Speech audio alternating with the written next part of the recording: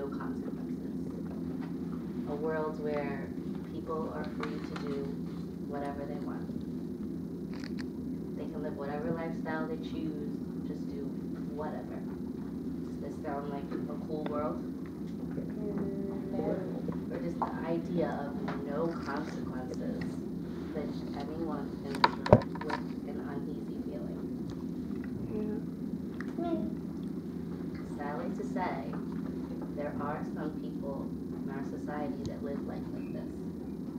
And these individuals are carriers of diseases. What I would like to talk to you about, one disease in particular, is a disease that seems to fly under the radar when it comes to proper awareness among everyone.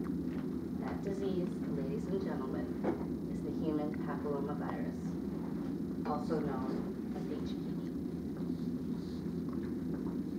I find this topic very interesting because I have had the horrible pleasure of seeing what this virus does to the human body. I believe that everyone in this room can take something away from what I'm going to speak on today. I believe that everyone in this room can learn something about their own bodies and about the safety of others. Today, I'm going to explain what HPV is, who it affects, what it affects, our society's reaction to the disease, and existing prevention methods. The human papillomavirus can affect both male and females.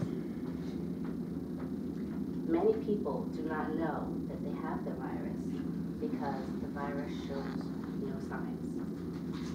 A virus can lay dormant in the human body for years, and then through some, miracle, it can just pop up, appear out of nowhere. There are over 200 strains of HPV. Some of the most common strains, strain 6, strain 11, strain 16, and strain 18, cause genital warts.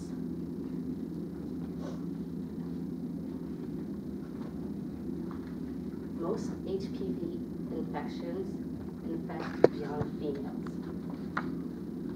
70% of the infections decrease within 1 year, and 90% of the infections decrease in 2. Doctors have reported that HPV can only be found in females, can only be detected in females, leaving women with a sense of not knowing where they got it from. This today has shown to be a lie. HPV can infect males, and males can be tested for it. HPV affects the skin of the epithelium. The skin, or our skin, is our body's armor. HPV can also affect our internal organs. We have 2 kinds of skin, cutaneous and mucosal. Our cutaneous skin is what we know as, our regular skin on the outside that has hair.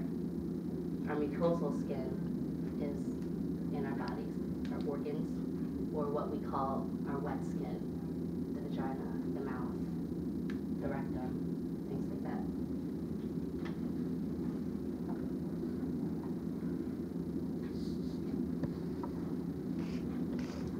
Although HPV isn't as publicized as it should be, many people are aware of its effects and are taking steps to be one less. One less is the slogan for Gardasil. I don't know if many people have seen the commercials, be one less, that's the slogan for Gardasil.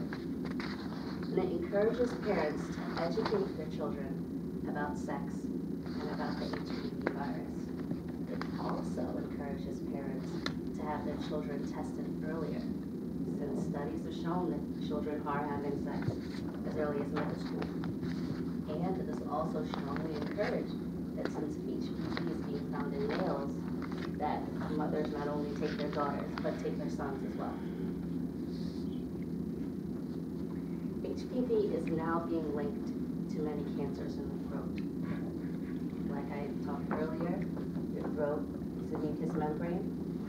Your throat has a membrane called keratin that is very thin for your mucous membranes. However, keratin is thicker on your cutaneous tissue. HPV in the throat has topped cancers from alcohol and smoking.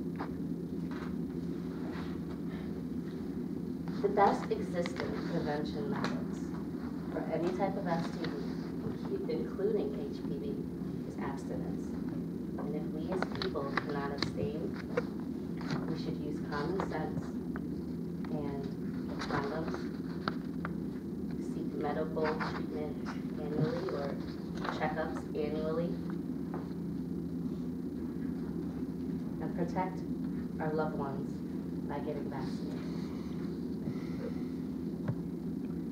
We can all, in conclusion, we can all protect ourselves, our children, and our communities when we act responsibly and we treat our bodies with respect. I hope that if any of my classmates that have had previous knowledge of HPV have learned something new, and I also hope that any of my classmates who have not heard of this virus has found a new sense of knowledge and respect for their bodies.